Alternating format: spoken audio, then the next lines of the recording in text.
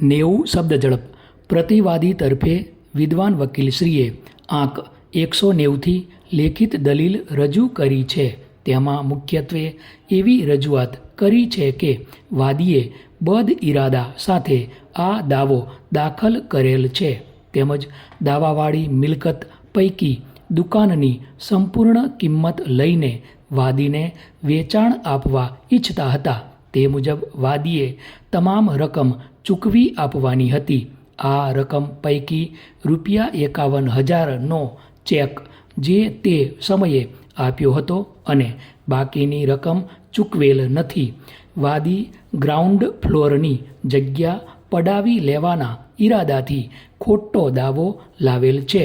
વાદીએ મેળવેલ મનાઈ હુકમના કારણે પ્રતિવાદીને ખૂબ આર્થિક નુકસાન થયું છે. વાદીએ રજૂ કરેલા દસ્તાવેજી પુરાવા ખોટા છે. ફકરો. પ્રતિવાદીના વિદ્વાન વકીલશ્રીએ મૌખિક દલીલ પણ કરી હતી. તેમાં એવી રજૂઆત કરી છે કે મિલકત જૂની અને જર્જરિત થઈ ગયેલી છે. રોડની બાજુમાં મિલકત આવી છે અને રોડની પહોળાઈ વધારવામાં આવતા મિલકત કટિંગમાં જતી હતી. તે અંગેની નોટિસ આપવામાં આવેલી છે. આમ દલીલ કરી વાદીનો દાવો રદ કરવા અને કાઉન્ટર ક્લેઇમ મંજૂર કરવા કોર્ટને વિનંતી કરી છે. ફકરો. બંને પક્ષની દલીલ ધ્યાને લીધી. રેકર્ડ પ્રોસિડિંગ અને રજૂ થયેલા પુરાવા વંચાણે લીધેલ છે. વાદીના દાવા મુજબ પ્રતિવાદીની માલિકીની કાંતિલાલ ટાવર્સ નામની મિલકત plot number 552 TP scheme number 3 Ellis Bridge અમદાવાદમાં આવેલી છે. તે મિલકત પૈકી ગ્રાઉન્ડ ફ્લોરની દુકાન નંબર 4 વાદીએ ખરીદ કરવાની ઈચ્છા દર્શાવેલી અને તે મુજબ પ્રતિવાદી વેચાણ આપવા સહમત થયા હતા.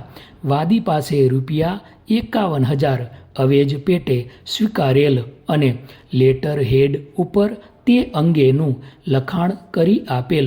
તે મુજબનો વાદીનો આ દાવો છે.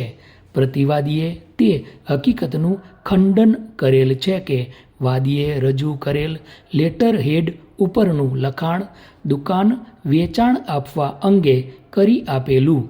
પ્રતિવાદીની મિલકત પૈકી દુકાન 242 સ્ક્વેર ફૂટની છે. તેના પ્રતિ સ્ક્વેર ફૂટ ₹950ના ભાવે વાદીના પિતા હીરાલાલ સાથે વેચાણ આપવાની વાત થઈ હતી અને તેની પૂરેપૂરી કિંમત એક સાથે ચૂકવીને વેચાણ આપવાની હતી. આ અંગે તારીખ 23/2/1988ના રોજ વાદીના પિતાએ ₹21,000નો ચેક આપેલો. ત્યારબાદ તે ચેક પરત લઈને ₹51,000નો ચેક તારીખ 5/3/1988ના રોજ આપ્યો હતો. તેમજ અવેજની બાકી રહેલી રકમ ચૂકવે ત્યારે વેચાણ આપવા અંગેનો કરાર કરવાનો હતો, પરંતુ તે મુજબ તેઓ રકમ આપી શકેલ નહીં. તે દરમિયાન વાદીના પિતા અવસાન પામેલ, જેથી આ સોદો રદ કરેલો અને તેમણે ચૂકવેલા ₹51,000 લોન તરીકે ગણવા સહમતિ થયેલી અને તે રકમ પ્રતિવાદીએ સગવડતા મુજબ વાદીને પરત આપવાનું નક્કી થયેલ હતું. આમ પ્રતિવાદીએ વાદીના દાવાનો ઇનકાર કર્યો છે.